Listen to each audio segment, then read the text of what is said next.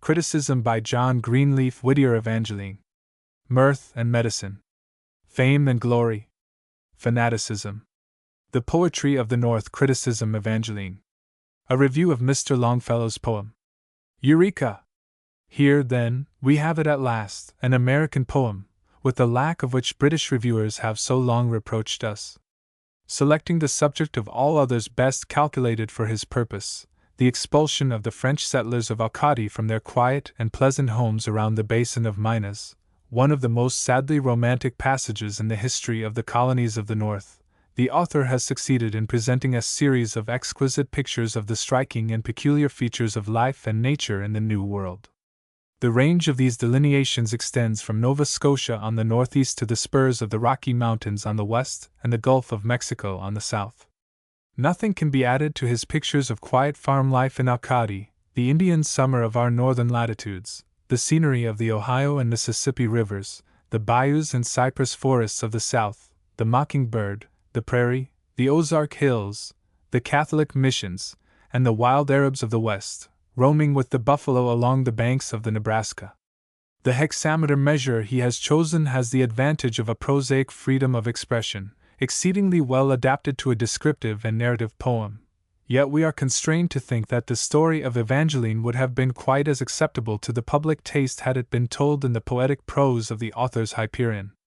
In reading it and admiring its strange melody, we were not without fears that the success of Professor Longfellow in this novel experiment might prove the occasion of calling out a host of awkward imitators, leading us over weary wastes of hexameters, enlivened neither by dew, rain, nor fields of offering. Apart from its Americanism, the poem has merits of a higher and universal character. It is not merely a work of art. The pulse of humanity throbs warmly through it. The portraits of Basil the blacksmith, the old notary, Benedict Bellefontaine, and good Father Felician, fairly glow with life. The beautiful Evangeline, loving and faithful unto death, is a heroine worthy of any poet of the present century.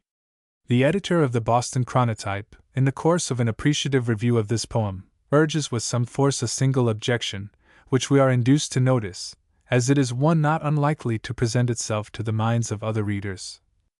We think Mr. Longfellow ought to have expressed a much deeper indignation at the base, knavish, and heartless conduct of the English and colonial persecutors than he has done. He should have put far bolder and deeper tints in the picture of suffering. One great, if not the greatest, end of poetry is Rhadamanthine justice. The poet should mete out their deserts to all his heroes, honor to whom honor, and infamy to whom infamy is due. It is true that the wrong in this case is in a great degree fathered upon our own Massachusetts, and it may be said that it is a foul bird that pollutes its own nest. We deny the applicability of the rather musty proverb. All the worse. Of not a more contemptible vice is what is called American literature guilty than this of unmitigated self-laudation. If we persevere in it, the stock will become altogether too small for the business. It seems that no period of our history has been exempt from materials for patriotic humiliation and national self-reproach, and surely the present epoch is laying in a large store of that sort. Had our poets always told us the truth of ourselves, perhaps it would now be otherwise. National self-flattery and concealment of faults must of course have their natural results.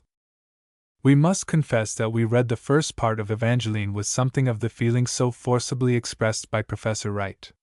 The natural and honest indignation with which, many years ago, we read for the first time that dark page of our colonial history, the expulsion of the French neutrals, was reawakened by the simple pathos of the poem, and we longed to find an adequate expression of it in the burning language of the poet. We marveled that he who could so touch the heart by his description of the sad suffering of the Acadian peasants should have permitted the authors of that suffering to escape without censure. The outburst of the stout Basil, in the church of Grand Prix, was, we are fain to acknowledge, a great relief to us. But before reaching the close of the volume, we were quite reconciled to the author's forbearance. The design of the poem is manifestly incompatible with stern, Rhadamanthine justice, an indignant denunciation of wrong.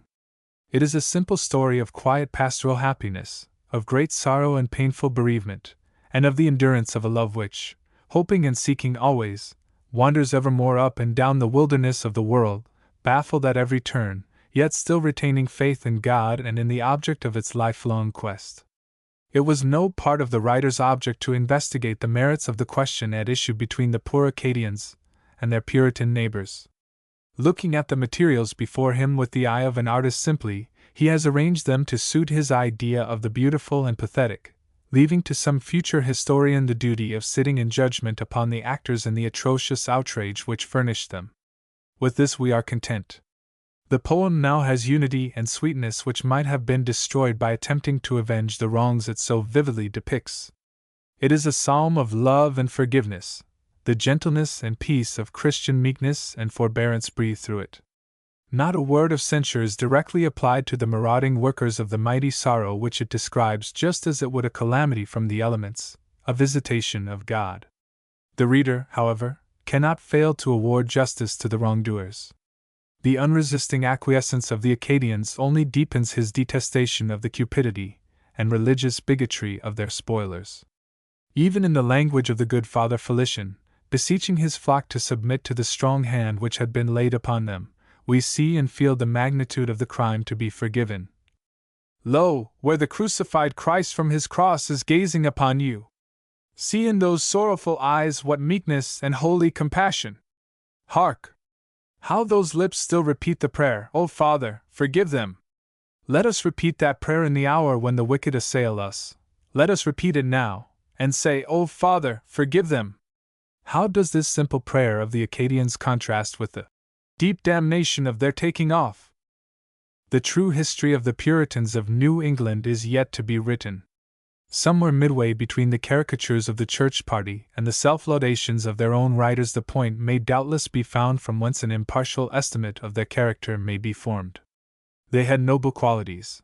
The firmness and energy which they displayed in the colonization of New England must always command admiration. We would not rob them, were it in our power to do so, of one jot or tittle of their rightful honor. But with all the lights which we at present possess, we cannot allow their claim of saintship without some degree of qualification. How they seemed to their Dutch neighbors at New Netherlands, and their French ones at Nova Scotia, and to the poor Indians, hunted from their fisheries and game grounds, we can very well conjecture. It may be safely taken for granted that their gospel claim to the inheritance of the earth was not a little questionable to the Catholic fleeing for his life from their jurisdiction, to the banished Baptist shaking off the dust of his feet against them, and to the martyred Quaker denouncing woe and judgment upon them from the steps of the gallows. Most of them were, beyond a doubt, pious and sincere, but we are constrained to believe that among them were those who wore the livery of heaven from purely selfish motives, in a community where church membership was an indispensable requisite, the only open sesame before which the doors of honor and distinction swung wide to needy or ambitious aspirants. Mere adventurers, men of desperate fortunes, bankrupts in character and purse, contrived to make gain of godliness under the church and state government of New England, put on the austere exterior of sanctity, quoted scripture, anathematized heretics, whipped Quakers, exterminated Indians, burned and spoiled the villages of their Catholic neighbors, and hewed down their graven images and houses of Rimmon.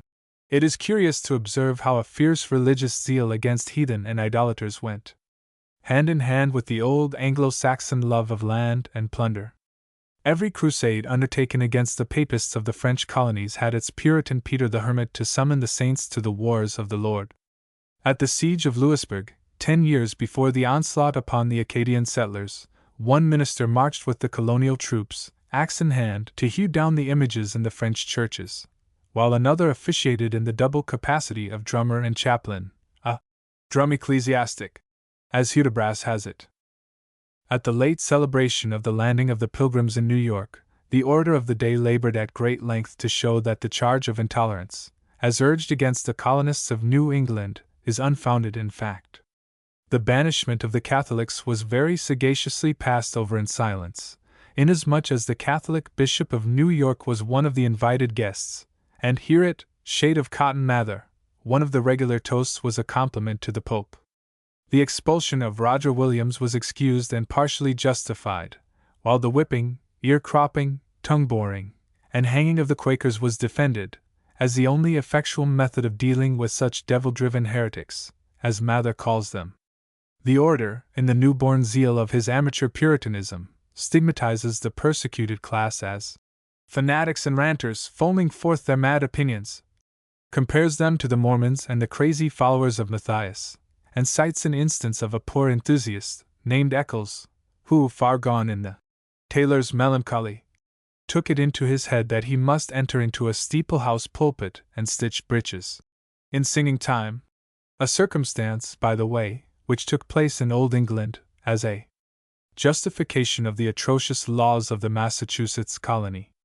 We have not the slightest disposition to deny the fanaticism and folly of some few professed Quakers in that day, and had the Puritans treated them as the Pope did one of their number whom he found crazily holding forth in the church of St. Peter, and consigned them to the care of physicians as religious monomaniacs, no sane man could have blamed them.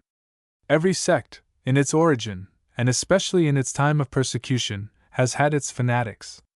The early Christians, if we may credit the admissions of their own writers or attach the slightest credence to the statements of pagan authors, were by no means exempt from reproach and scandal in this respect. Were the Puritans themselves the men to cast stones at the Quakers and Baptists? Had they not, in the view at least of the established Church, turned all England upside down with their fanaticisms and extravagances of doctrine and conduct? How look they as depicted in the sermons of Dr. South, in the sarcastic pages of Hudibras, and the coarse caricatures of the clerical wits of the times of the Second Charles? With their own backs scored and their ears cropped for the crime of denying the divine authority of Church and State in England, were they the men to whip Baptists and hang Quakers for doing the same thing in Massachusetts?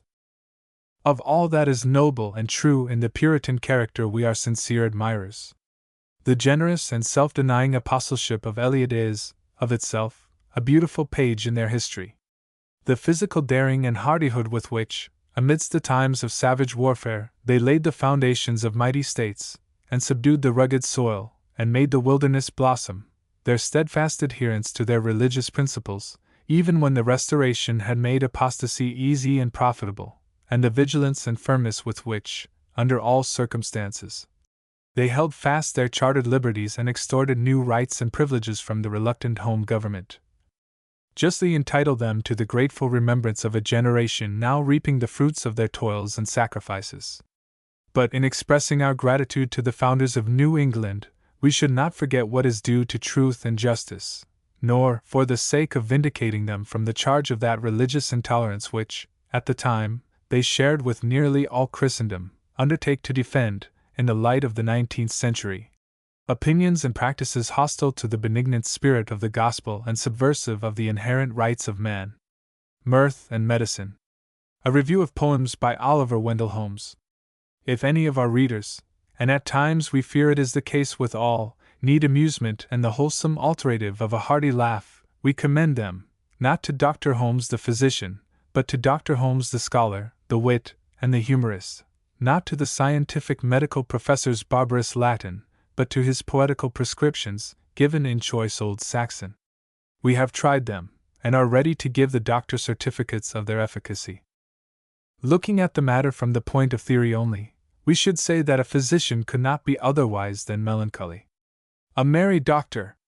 Why, one might as well talk of a laughing death's head, the cachinnation of a monk's memento mori. This life of ours is sorrowful enough at its best estate. The brightest phase of it is sicklied o'er with the pale cast of the future or the past. But it is the special vocation of the doctor to look only upon the shadow, to turn away from the house of feasting and go down to that of mourning, to breathe day after day the atmosphere of wretchedness, to grow familiar with suffering, to look upon humanity disrobed of its pride and glory, robbed of all its fictitious ornaments, weak, helpless, naked, and undergoing the last fearful metempsychosis from its erect and godlike image, the living temple of an enshrined divinity, to the loathsome clod and the inanimate dust. Of what ghastly secrets of moral and physical disease is he the depositary? There is woe before him and behind him. He is hand and glove with misery by prescription, the ex officio gauger of the ills that flesh is heir to. He has no home, unless it be at the bedside of the querulous, the splenetic, the sick, and the dying. He sits down to carve his turkey, and is summoned off to a post-mortem examination of another sort. All the diseases which Milton's imagination embodied in the Lazar house dog his footsteps and pluck at his doorbell. Hurrying from one place to another at their beck, he knows nothing of the quiet comfort of the sleek-headed men who sleep o' nights. His wife, if he has one, has an undoubted right to advertise him as a deserter of bed and board.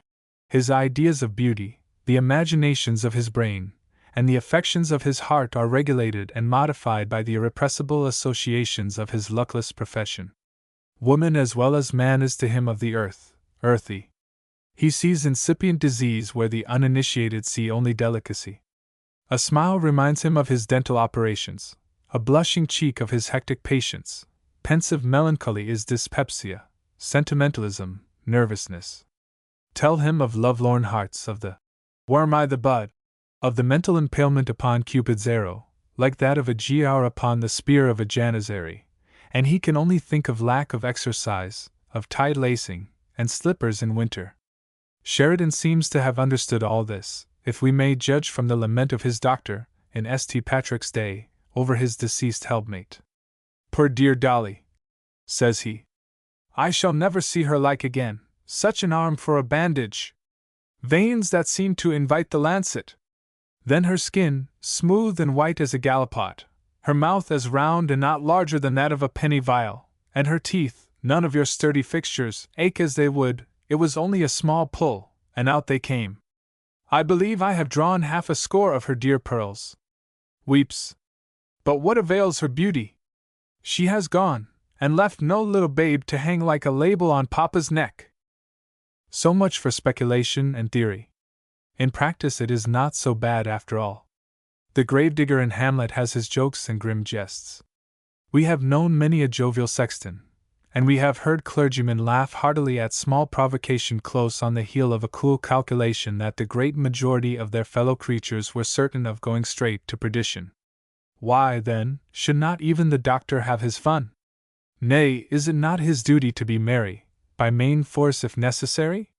Solomon, who, from his great knowledge of herbs, must have been no mean practitioner for his day, tells us that a merry heart doeth good like a medicine, and universal experience has confirmed the truth of his maxim. Hence it is, doubtless, that we have so many anecdotes of facetious doctors, distributing their pills and jokes together, shaking at the same time the contents of their vials and the sides of their patients. It is merely professional, a trick of the practice, unquestionably in most cases, but sometimes it is a natural gift, like that of the bone-setters, and scrofula strokers, and cancer curers, who carry on a sort of guerrilla war with human maladies. Such we know to be the case with Dr. Holmes. He was born for the laughter cure, as certainly as Priesnitz was for the water cure, and has been quite as successful in his way, while his prescriptions are infinitely more agreeable. The volume now before us gives, in addition to the poems and lyrics contained in the two previous editions, some 100 or more pages of the later productions of the author, in the sprightly vein, and marked by the brilliant fancy and felicitous diction for which the former were noteworthy.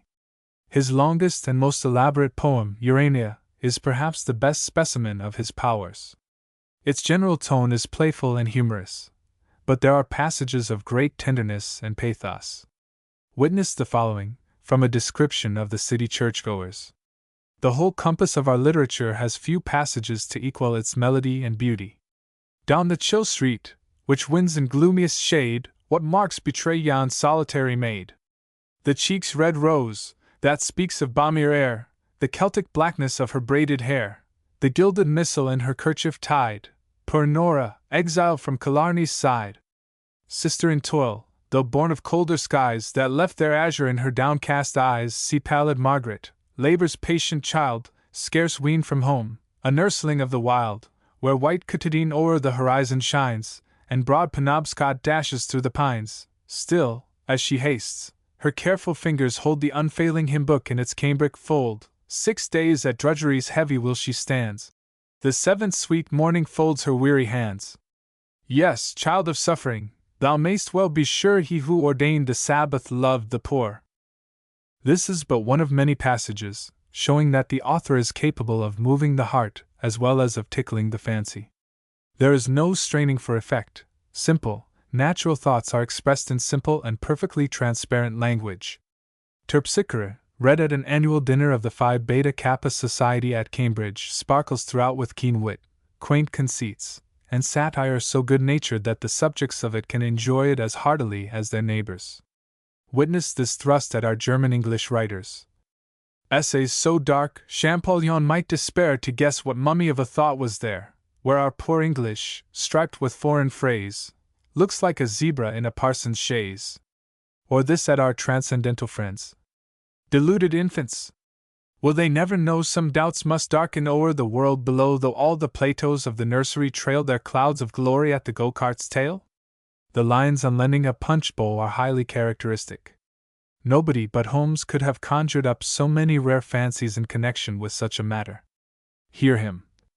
This ancient silver bowl of mine, it tells of good old times, of joyous days, and jolly nights, and merry Christmas chimes.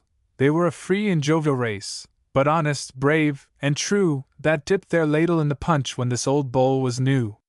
A Spanish galleon brought the bar, so runs the ancient tale.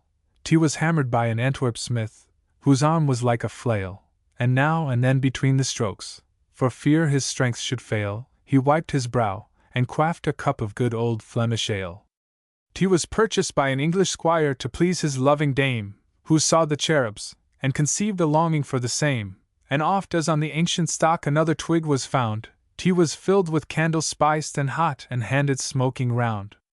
But changing hands, it reached at length a Puritan divine, who used to follow Timothy, and take a little wine, but hated punch and prelacy, and so it was, perhaps, he went to Leyden, where he found conventicles and schnapps.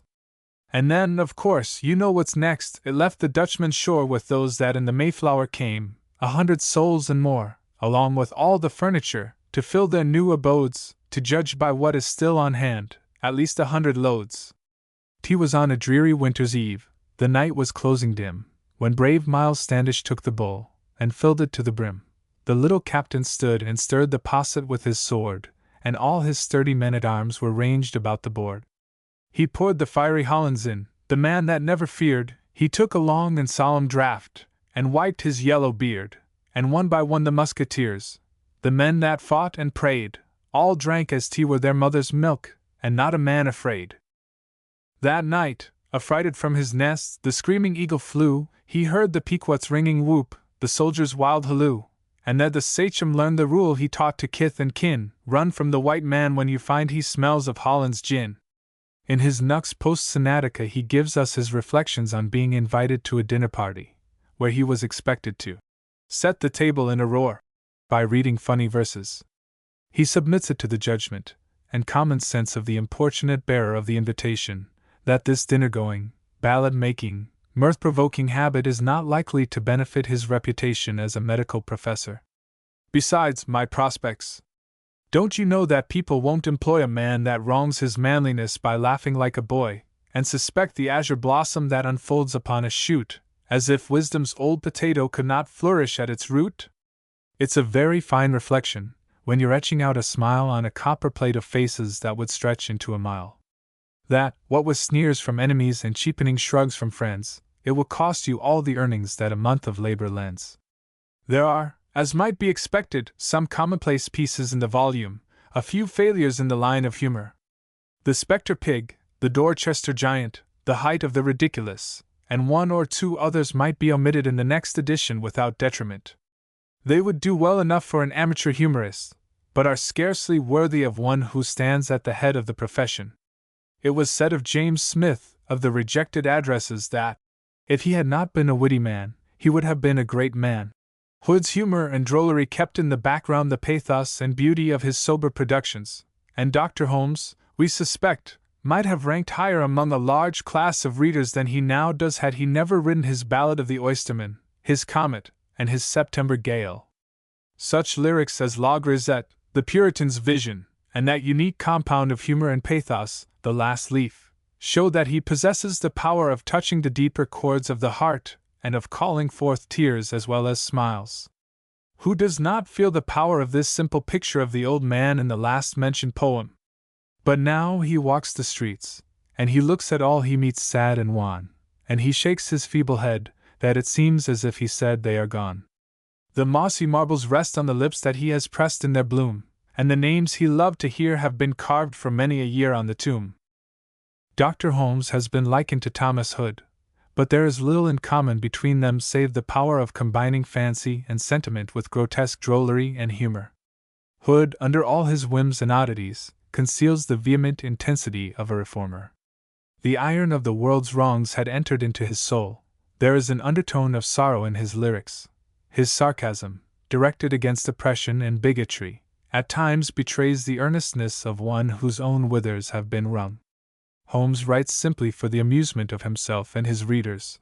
He deals only with the vanity, the foibles, and the minor faults of mankind, good-naturedly and almost sympathizingly suggesting excuses for the folly which he tosses about on the horns of his ridicule. In this respect he differs widely from his fellow townsman, Russell Lowell, whose keen wit and scathing sarcasm, in the famous Biglow Papers, and the notes of Parson Wilbur, strike at the great evils of society and deal with the rank offenses of church and state. Hosea Biglow, in his way, is as earnest a preacher as Habakkuk Mucklewrath or Obadiah bind their kings in chains and their nobles in fetters of iron. His verse smacks of the old Puritan flavor. Holmes has a gentler mission. His careless, genial humor reminds us of James Smith in his Rejected Addresses and of Horace in London.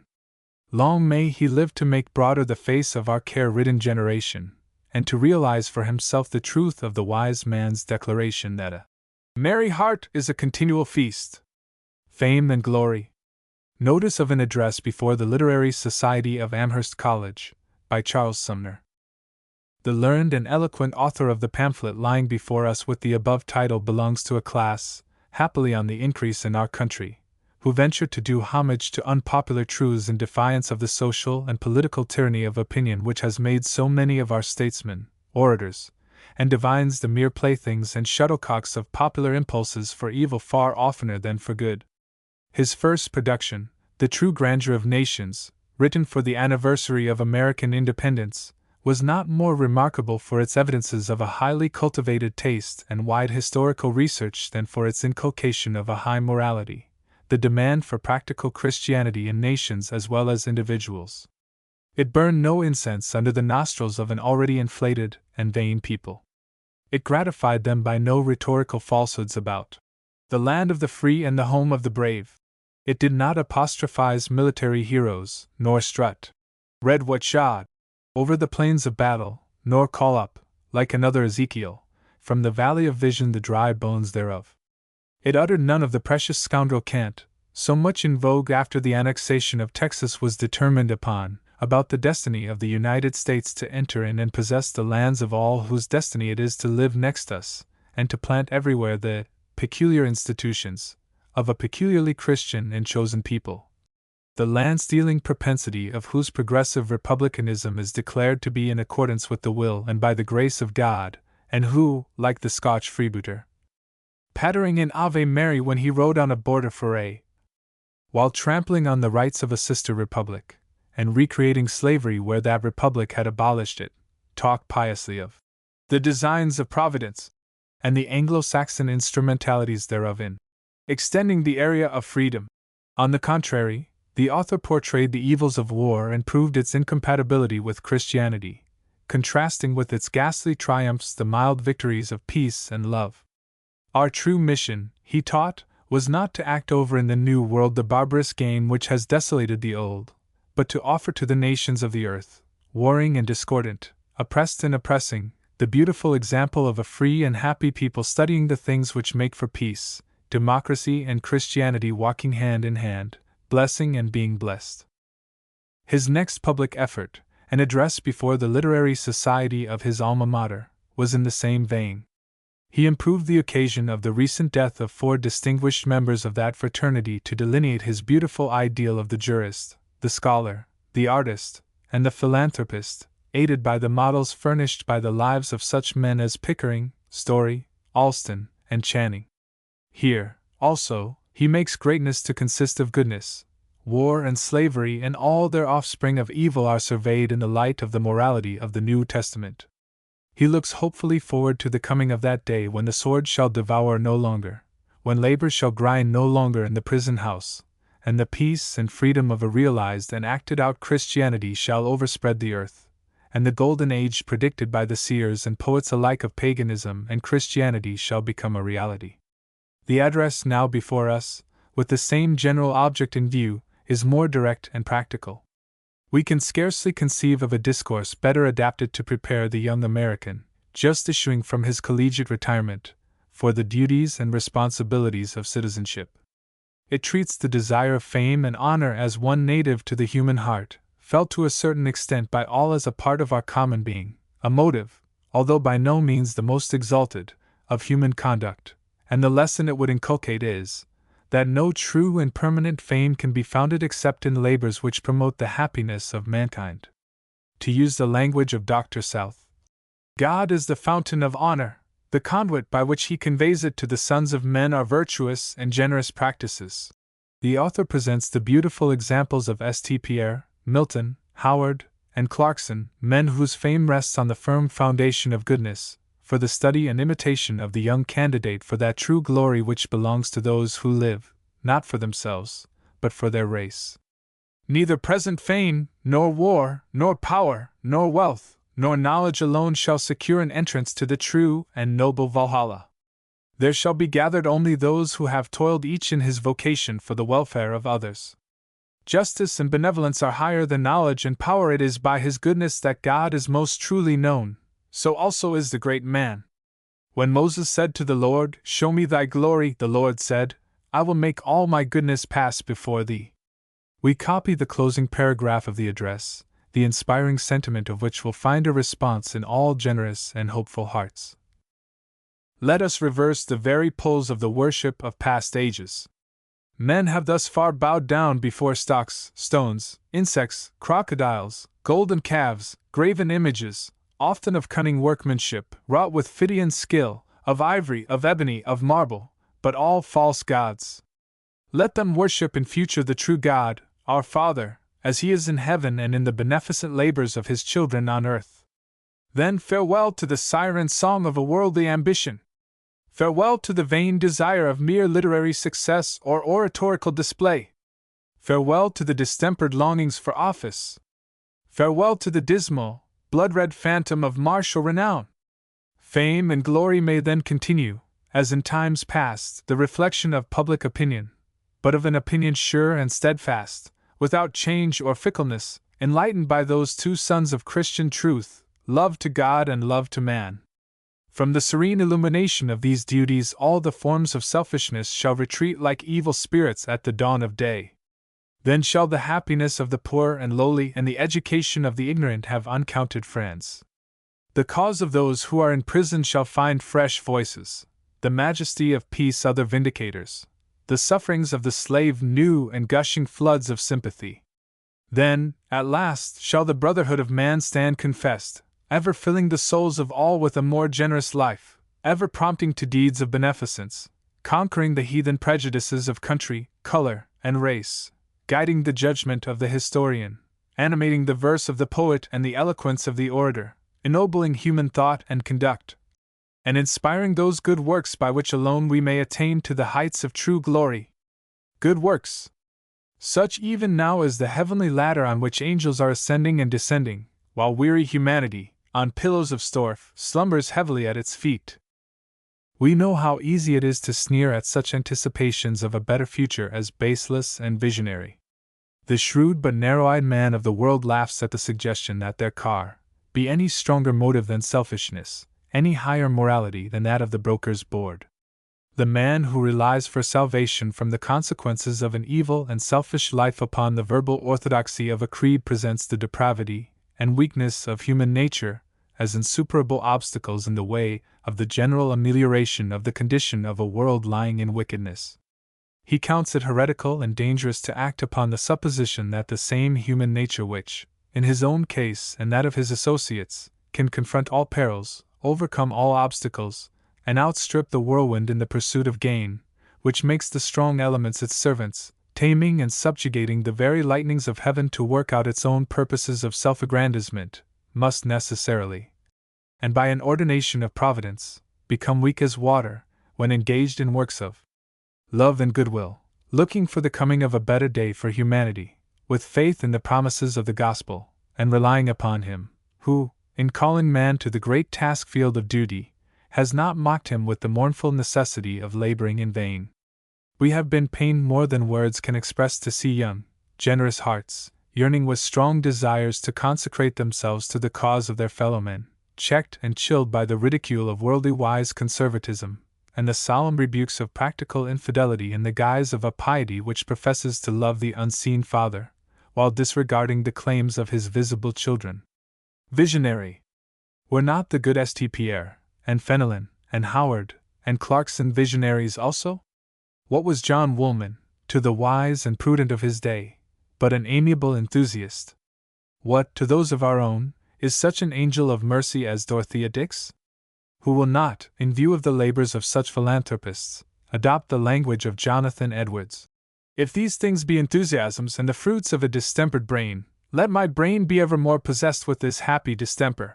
It must, however, be confessed that there is a cant of philanthropy too general and abstract for any practical purpose, a morbid sentimentalism, which contents itself with whining over real or imaginary present evil, and predicting a better state somewhere in the future, but really doing nothing to remove the one or hasten the coming of the other. To its view, the present condition of things is all wrong. No green hillock or twig rises over the waste deluge. The heaven above is utterly dark and starless, yet, somehow, out of this darkness which may be felt, the light is to burst forth miraculously. Wrong, sin, pain, and sorrow are to be banished from the renovated world, and earth become a vast Epicurean garden or Mahometan heaven. The land unploughed shall yield her crop, pure honey from the oak shall drop, the fountain shall run milk, the thistle shall the lily bear, and every bramble roses wear, and every worm make silk. Ben Jonson's golden age restored. There are, in short, perfectionist reformers as well as religionists, who wait to see the salvation which it is the task of humanity itself to work out, and who look down from a region of ineffable self-complacence on their dusty and toiling brethren who are resolutely doing whatsoever their hands find to do for the removal of the evils around them. The emblem of practical Christianity is the Samaritan stooping over the wounded Jew. No fastidious hand can lift from the dust fallen humanity and bind up its unsightly gashes. Sentimental lamentation over evil and suffering may be indulged in until it becomes a sort of melancholy luxury, like the weeping for Tammuz by the apostate daughters of Jerusalem. Our faith in a better day for the race is strong, but we feel quite sure it will come in spite of such abstract reformers, and not by reason of them. The evils which possess humanity are of a kind which go not out by their delicate appliances. The author of the address under consideration is not of this class. He has boldly, and at no small cost, grappled with the great social and political wrong of our country, chattel slavery. Looking, as we have seen, hopefully to the future, he is nevertheless one of those who can respond to the words of a true poet and true man. He is a coward who would borrow a charm against the present sorrow from the vague future's promise of delight as life's alarums nearer roll. The ancestral buckler calls, self-clanging, from the walls in the high temple of the soul. James Russell Lowell. Fanaticism. There are occasionally deeds committed almost too horrible and revolting for publication. The tongue falters in giving them utterance. The pen trembles that records them. Such is the ghastly horror of a late tragedy in Edgecombe, in the state of Maine. A respectable and thriving citizen and his wife had been for some years very unprofitably engaged in brooding over the mysteries of the apocalypse, and in speculations upon the personal coming of Christ and the temporal reign of the saints on earth, a sort of Mahometan paradise, which has as little warrant in Scripture as in reason. Their minds of necessity became unsettled. They meditated self-destruction, and, as it appears by a paper left behind in the handwriting of both, came to an agreement that the husband should first kill his wife and their 4 children, and then put an end to his own existence. This was literally executed, the miserable man striking off the heads of his wife and children with his axe, and then cutting his own throat. Alas for man when he turns from the light of reason and from the simple and clearly defined duties of the present life, and undertakes to pry into the mysteries of the future, bewildering himself with uncertain and vague prophecies, Oriental imagery, and obscure Hebrew texts. Simple, cheerful faith in God as our great and good Father, and love of His children as our brethren, acted out in all relations and duties, is certainly best for this world, and we believe also the best preparation for that to come. Once possessed by the falsity that God's design is that man should be wretched and gloomy here in order to obtain rest and happiness hereafter, that the mental agonies and bodily tortures of His creatures are pleasant to Him, that, after bestowing upon us reason for our guidance, He makes it of no avail by interposing contradictory revelations and arbitrary commands. There is nothing to prevent one of a melancholic and excitable temperament from excesses so horrible as almost to justify the old belief in demoniac obsession. Charles Brockden Brown, a writer whose merits have not yet been sufficiently acknowledged, has given a powerful and philosophical analysis of this morbid state of mind, this diseased conscientiousness, obeying the mad suggestions of a disordered brain as the injunctions of divinity, in his remarkable story of Wieland. The hero of this strange and solemn romance, inheriting a melancholy and superstitious mental constitution, becomes in middle age the victim of a deep, and tranquil because deep, fanaticism. A demon in human form, perceiving his state of mind, wantonly experiments upon it, deepening and intensifying it by a fearful series of illusions of sight and sound. Tricks of jugglery and ventriloquism seem to his feverish fancies miracles and omens, the eye and the voice of the Almighty piercing the atmosphere of supernatural mystery in which he has long dwelt. He believes that he is called upon to sacrifice the beloved wife of his bosom as a testimony of the entire subjugation of his carnal reason and earthly affections to the divine will. In the entire range of English literature there is no more thrilling passage than that which describes the execution of this baleful suggestion. The coloring of the picture is an intermingling of the lights of heaven and hell, soft shades of tenderest pity and warm tints of unextinguishable love contrasting with the terrible outlines of an insane and cruel purpose, traced with the blood of murder. The masters of the old Greek tragedy have scarcely exceeded the sublime horror of this scene from the American novelist.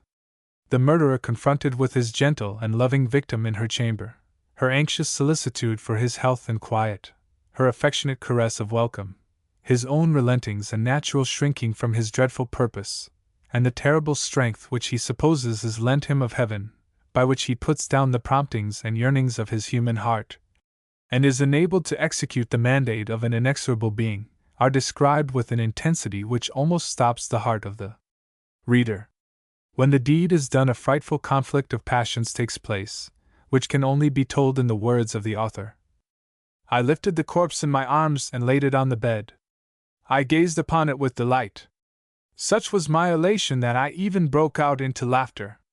I clapped my hands and exclaimed, "It is done! My sacred duty is fulfilled! To that I have sacrificed, O God, thy last and best gift, my wife!" For a while I thus soared above frailty. I imagined I had set myself forever beyond the reach of selfishness. But my imaginations were false. This rapture quickly subsided. I looked again at my wife. My joyous ebullitions vanished. I asked myself who it was whom I saw. Methought it could not be my Catherine. It could not be the woman who had lodged for years in my heart, who had slept nightly in my bosom, who had borne in her womb and fostered at her breast the beings who called me father, whom I had watched over with delight and cherished with a fondness ever new and perpetually growing. It could not be the same. The breath of heaven that sustained me was withdrawn, and I sunk into mere man. I leaped from the floor. I dashed my head against the wall. I uttered screams of horror. I panted after torment and pain. Eternal fire and the bickerings of hell, compared with what I felt, were music and a bed of roses. I thanked my God that this was transient, that He designed once more to raise me aloft. I thought upon what I had done as a sacrifice to duty, and was calm. My wife was dead, but I reflected that, although this source of human consolation was closed, others were still open. If the transports of the husband were no more, the feelings of the father had still scope for exercise. When remembrance of their mother should excite too keen a pang, I would look upon my children and be comforted. While I revolved these things, new warmth flowed in upon my heart. I was wrong. These feelings were the growth of selfishness. Of this I was not aware, and to dispel the mist that obscured my perceptions, a new light and a new mandate were necessary. From these thoughts I was recalled by a ray which was shot into the room.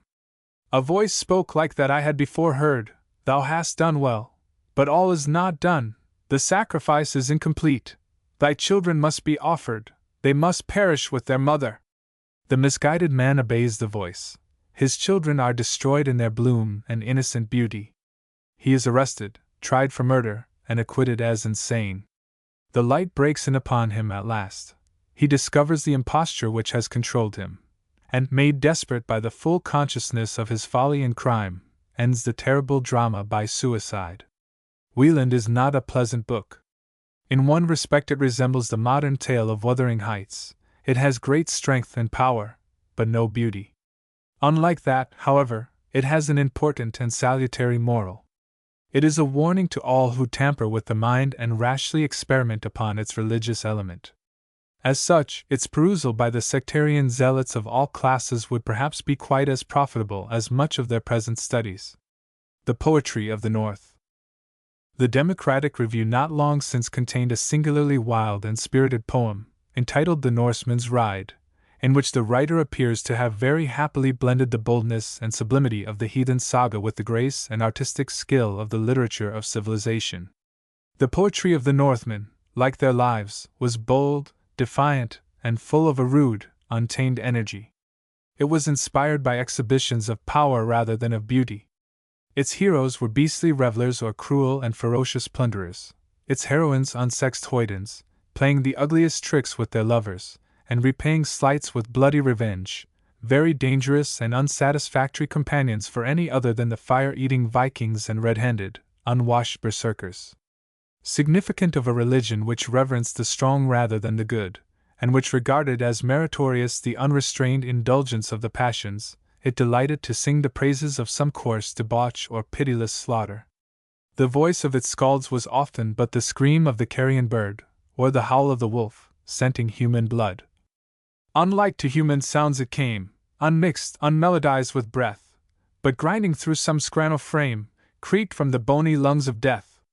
Its gods were brutal giant forces, patrons of war, robbery, and drunken revelry, its heaven a vast cloud-built alehouse, where ghostly warriors drank from the skulls of their victims, its hell a frozen horror of desolation and darkness, all that the gloomy northern imagination could superadd to the repulsive and frightful features of Arctic scenery, volcanoes spouting fire through craters rimmed with perpetual frost, boiling cauldrons flinging their fierce jets high into the air, and huge yokels, or ice mountains, loosened and upheaved by volcanic agencies, crawling slowly seaward, like misshapen monsters endowed with life, a region of misery unutterable, to be avoided only by diligence in robbery and courage in murder. What a work had Christianity to perform upon such a people as the Icelanders, for instance, of the 10th century, to substitute in rude, savage minds the idea of its benign and gentle founder for that of the Thor and Woden of Norse mythology, the forgiveness, charity, and humility of the gospel for the revenge, hatred, and pride inculcated by the Eddas. And is it not one of the strongest proofs of the divine life and power of that gospel, that, under its influence, the hard and cruel Norse heart has been so softened and humanized that at this moment one of the best illustrations of the peaceful and gentle virtues which it inculcates is afforded by the descendants of the sea kings and robbers of the middle centuries?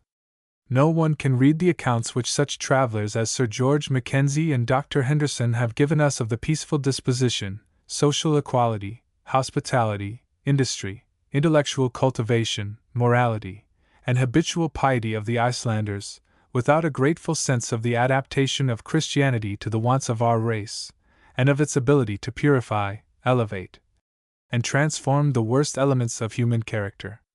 In Iceland, Christianity has performed its work of civilization, unobstructed by that commercial cupidity which has caused nations more favored in respect to soil and climate to lapse into an idolatry scarcely less debasing and cruel than that which preceded the introduction of the gospel. Trial by combat was abolished in 1001, and the penalty of the imaginary crime of witchcraft was blotted from the statutes of the island nearly half a century before it ceased to disgrace those of Great Britain.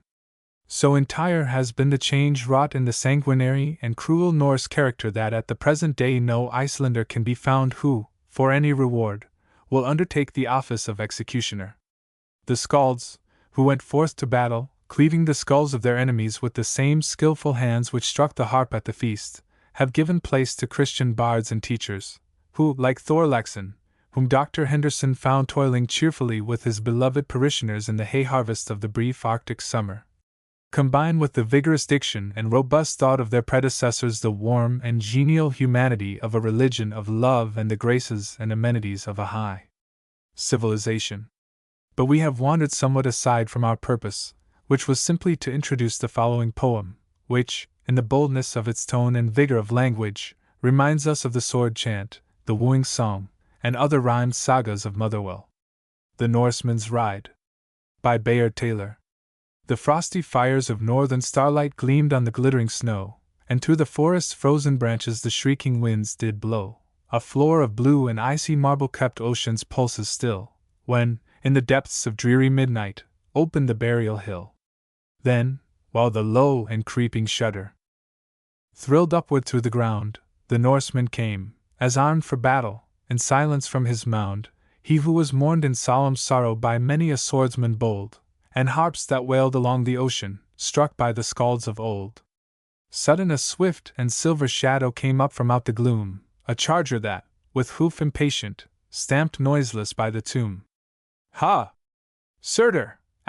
Let me hear thy tramping, my fiery northern steed, that, sounding through the stormy forest, bade the bold Viking heed. He mounted. Like a north light streaking the sky with flaming bars, they, on the winds so wildly shrieking, shot up before the stars. Is this thy mane, my fearless Surtur, that streams against my breast? The name of the Scandinavian god of fire. Is this thy neck, that curve of moonlight which Helva's hand caressed?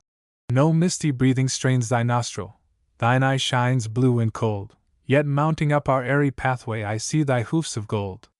Not lighter o'er the springing rainbow Valhalla's gods repair than we in sweeping journey over the bending bridge of air. Far, far around star gleams are sparkling amid the twilight space, and earth, that lay so cold and darkling, has veiled her dusky face. Are those the norms that beckon onward as if to Odin's board, where by the hands of warriors nightly the sparkling mead is poured? 'Tis Skald I her star eye speaks the glory that wraps the mighty soul, when on its hinge of music opens the gateway of the pole, when Odin's warder leads the hero to banquets never o'er, and Freya's *** glances fill the bosom with sweetness evermore. On! On! The northern lights are streaming in brightness like the morn, and pealing far amid the vastness I hear the Gjallarhorn. The heart of starry space is throbbing with songs of minstrels old, and now on high Valhalla's portal gleams Surtur's hoofs of gold. The Norn of the future.